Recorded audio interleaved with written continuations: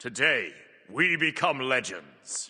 Today's Titan Talk discussed the recent news on senior management layoffs at the company, marketing and ad campaigns for Smite 2, crossovers, Slash, and more. So without further ado, let's jump into the recap. First up, Kilun addressed the recent news of the layoffs in senior management at Hi-Rez. These affected Stu, Travis, Radar, and two unnamed people that work on Rally here, the Hi-Rez backend. Kilun said he initially didn't want to say anything about this because it only affected a small number of people and he wanted to give those people the opportunity to say something if they wanted to. But of course, the news leaked last night, so he wanted to address it today. He said the general reason for these layoffs was mostly just that there was a lot of bloat in terms of senior management positions, as those roles really hadn't been affected by the previous layoffs, and they had a very high amount of senior managers compared to the new size of the company after the layoffs. So I would expect this to not impact things too much in terms of core development of the game, but of course losing some management roles could lead to some amount of shifting in direction either way. This means that Erez is the new president of Hi-Rez in place of Stu, and Kilun is now head of Titanforge in place of Travis. Kilun also did mention that the numbers internally have been improving over the last few months, and they feel like they're getting a lot done in terms of improving the core game and pleasing existing players. The next step is probably getting new players in and improving the experience for them so they'll stick around. Specifically, improvements that will make a big difference in the first few hours of playing, rather than things that players might notice after 100 hours in the game, because at that point you've already got them. Some specific things he mentioned were number summing. So for example, if you get hit by an Anubis one and it's dealing 30 damage per tick, it will show 30, then 60, then 90, and the number will be getting bigger and bigger over time, rather than just spamming ticks of 30 on you, so you can more easily track how much damage or healing you are taking or doing. One more thing that Kilun mentioned was damage direction indication, which will let you know where you're taking damage from, which sounds like a great feature as well. Honestly, this sort of stuff that modern games have that Smite and Smite 2 for that matter are just missing could make a huge difference in my opinion, especially for that new player experience that is really important right now. He also mentioned that playing against bots really doesn't deliver the Smite experience at all. He didn't elaborate on that very much, but potentially either some improvements to bot games or trying to throw new players into real matches immediately with some specific matchmaking to prevent going against experienced players. Not sure on that, but the bot games is something I always hear new players complain about. The first thing new players always say in my experience is, oh, I have to play against bots? Okay, man. Like that kind of stuff. So I feel like improvements in this regard could be big for the new player experience. That's it for the pre-show preamble about the Hi-Rez stuff though. Let's get into the Q&A section. First up, someone asked about Sila Aspect, and Kilun said they are working on one, but it wasn't quite ready for OB11, so she will likely get her aspect in OB12. Someone asked if Kilun's new responsibilities would affect his way to be on the show at all, and he said he's going to do everything he can to still be on the show 3 times a week, as he feels it's very important for the game as a whole and has been a big component of how they've got this far with Smite 2. So the plan is to continue the show as normal, but he did say that it's possible that if he has to put out a fire or something on short notice, that he might not be able to make the show very occasionally. Someone asked how big the next God roadmap would be after Ganesha, and as I said, probably just another 2, as they want to stay flexible with the releases and not commit to something they might want to change in the future. There was a question of if they might want to add basic video tutorials or something like that for Conquest in terms of helping new players, and Kilun said the numbers actually don't agree with that, as they actually found that players will stick around more if they were not shown videos, so they didn't find them very useful. He did admit that it's possible that the video content itself was the problem though, and not just the general idea of a video tutorial. He also mentioned they've been running tests sending players to other modes than Arena in their first few games, and Arena has been the best way to keep players playing in the first few hours of launching the game in their experience. Someone asked for more Conquest bans, and Kilun said they have been looking into it and it might make it into the game for OB12. They realized that's a fairly easy but important feature that could improve the experience of our already dedicated players. There was a question about when we might get the new movement system back, and Kilun said generally they feel like it didn't make that much of a difference to the overall game and the metrics, and they are currently prioritizing more crucial things like new player experience and features. Someone asked how the engine upgrade to UE 5.5 is going, and Kilun said it's going well and they're very close to getting it ready to go live. They might do a flash test for it sometime during OB11. There was a question if they've been any talks with partners to extend contracts for crossovers and bring them back to Smite 2, and they said no, not really at the moment, and they're not really looking into crossovers in general, as they feel like there are more important things that could be worked on. For example, if they did a crossover to get brand new players into the game and their experience is terrible so they immediately leave, there's no value there in doing that crossover. But they are of course open to doing them in the future when the game is in a better core state. Someone asked about the impending buyout of Hi-Rez and or Smite 2, and Kilun said he's not heard anything about this and puts it at an extremely low chance chance of happening, since if it was even being considered at all, he probably would have heard about it. Not a realistic thing that the community should be expecting in his eyes. There was a question about the fan-made avatar icons that didn't get ported, and Isaiah said they're basically hunting down all the contracts and original artists for those things and want to get them all done in one big batch rather than adding them one by one, but they should come eventually. Someone asked if they're open to adding different ward types like the Raven ward from Smite 1, and Kilun said yes, they have had discussions on that internally, and he personally thinks they could be best implemented in a more limited way, such as dropping from a jungle camp rather than being purchasable or something like that, but he did say he would defer to the design team's opinion on that over his own. There was a question on if they're going to start marketing the game more anytime soon, and Kilun said they are pretty close to being done with their ad attribution system that essentially allows them to track which kind of people actually install and play the game after seeing an ad for it, so they can target more people like that rather than wasting money on showing ads to people who will never install the game after seeing one. So once that's done, they are going to start running a few small test campaigns to see how things go, and they'll move from there. And finally, Slash, Clash and Siege were mentioned, and Kilun once again stated that they just feel like in the current state of the game that's not a high priority, due to creating a brand new map taking months and months of work that could be spent in other areas that would improve the overall experience for all players, not just the minority that main these game modes. But that's everything discussed on today's Titan Talk. Don't forget to drop a like before you leave and subscribe so you don't miss my future recaps, and I'll catch you guys for another one later on. Have a great day, and peace out, you nerds.